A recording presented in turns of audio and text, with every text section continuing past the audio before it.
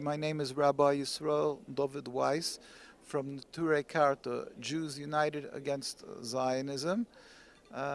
We came with a delegation of rabbis here to this global conference for Palestine, for Free Palestine, and this is basically a great opportunity to be at such a phenomenal gathering. What is the main purpose of your visit, and also what is the main reason that you have accepted the invitation to join the event? Well, we feel that it is a godly obligation. It is required of us to come when there is a gathering for Palestine to correct this wrong view that there is a religious conflict between Muslims and Jews, or that the Palestinians hate the Jews, and that is why they want the end of the occupation. But in truth, that is all wrong. As a Jewish people, because we are Jewish, we are out here to show our solidarity and support for the Palestinians, to state clearly that the occupation of Palestine, even 1 inch of occupation of Palestine, is against the Jewish teaching, against the Torah. Judaism is subservience to God, religion. Zionism and its state of Israel, the Zionist state of Israel, is a transformation from religion to nationalism, and forbidden, and it is a rebellion against the Torah. It's forbidden by the Torah, against forbidden in the teachings clearly that we have been given as a Jewish people from God. We're not allowed to steal, we're not allowed to kill, and we're even forbidden to have a state of Israel if it would not be in the land of others, because since 2,000 years ago, the destruction of the temple, Jews are not allowed to have their own sovereignty, and this was respected for 2,000 years. Zionism is a relatively new movement. They've hijacked, they've stolen the Star of David, the name Israel, and they're abusing it and misusing it and intimidating others. If somebody stands up in opposition, they're called anti-Semitic, and the Jews who stand up are called self-hating Jews. There is nothing more further from the truth. We are representatives, this delegation that are here from, we have a rabbi from 8th generation Palestinian. My community, where I come from, where my parents come from, is the European Jewry. We live in the United States in New York.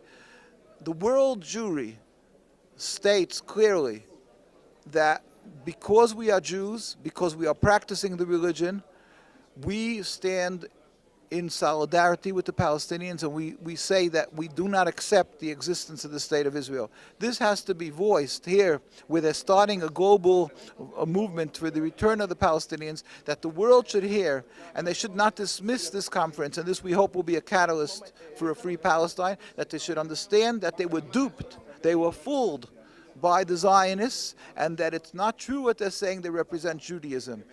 It's representing a nationalist, selfish, flawed movement that was opposed by the Jewish leadership, by the rabbis in Palestine and the world. In fact, I carry documents with me. This is called Traditional Torah Opposition to Zionism.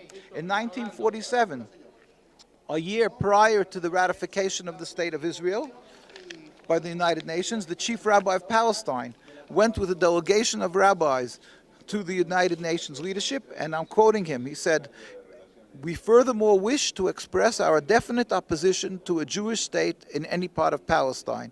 And this is, it's in the United Nations records.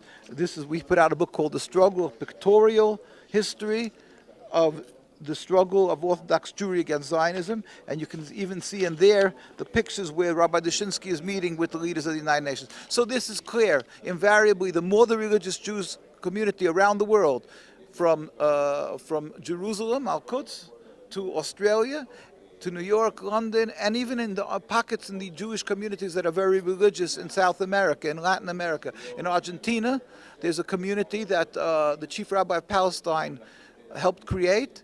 They're all very strongly anti-Zionist. They're afraid to speak up, many of them, because of the intimidation and the attacks of the Zionists. In Palestine, you can see none of our rabbis are militants. We don't carry arms. And you can see they're standing up, speaking against the occupation, and they're brutally beaten.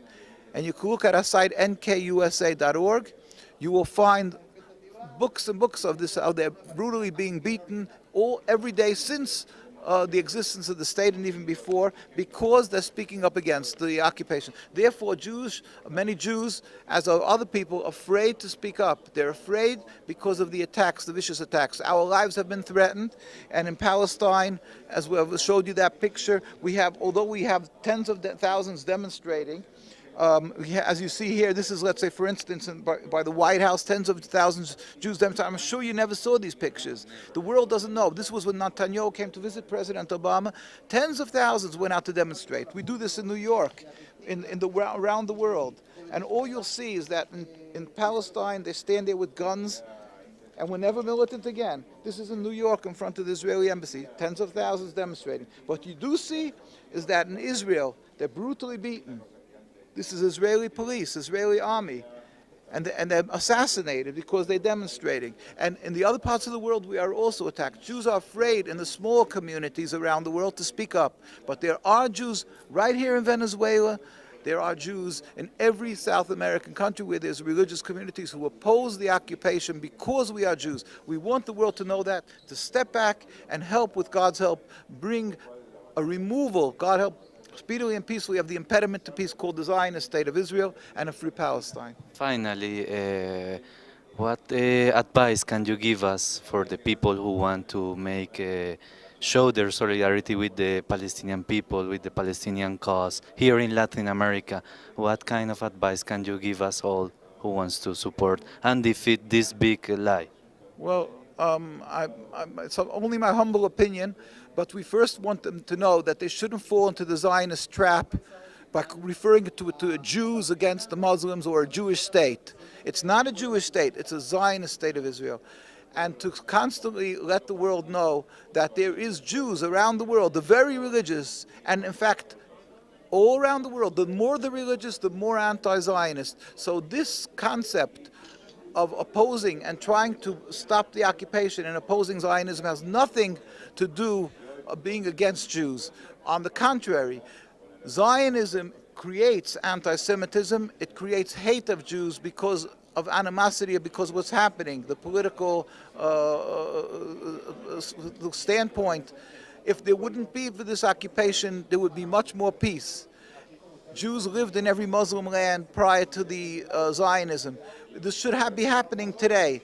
Because of this misunderstanding, there's a mistrust because of Jews are being equated with Zionism. So people here should be standing up and saying, no, we want peace for Jews. We want to stop the hate.